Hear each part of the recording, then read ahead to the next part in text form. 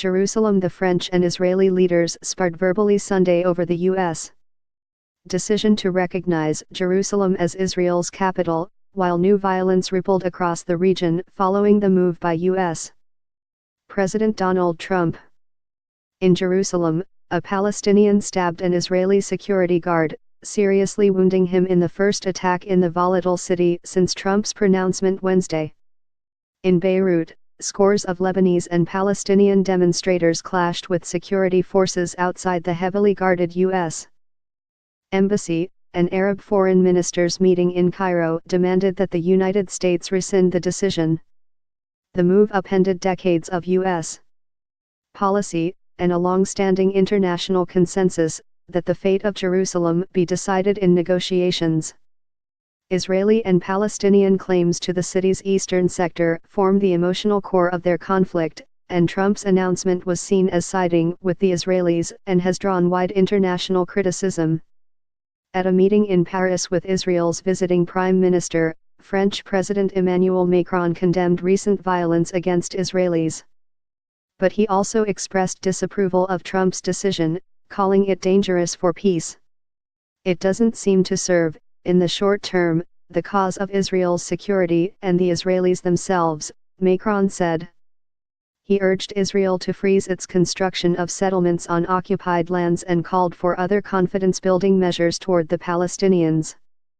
Israeli Prime Minister Benjamin Netanyahu, who has called Trump's decision historic, said Israel has maintained its capital in the city for 70 years and the Jewish connection to Jerusalem goes back 3,000 years.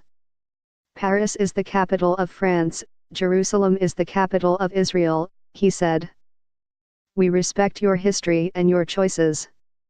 And we know that as friends, you respect ours. I think the sooner the Palestinians come to grips with this reality, the sooner we move toward peace, he added.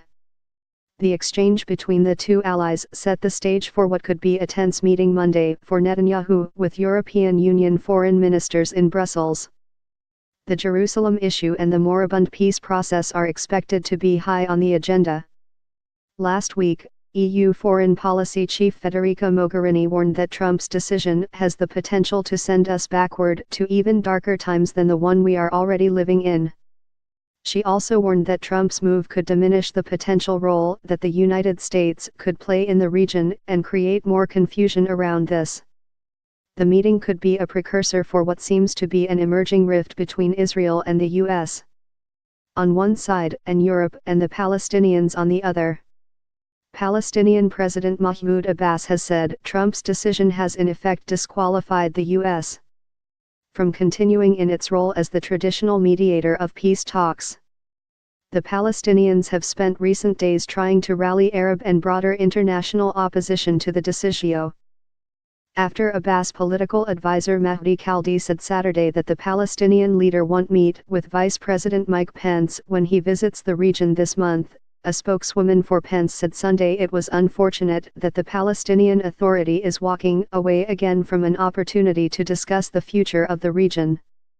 EU leaders, including Macron, have reiterated support for establishing an independent Palestinian state alongside Israel.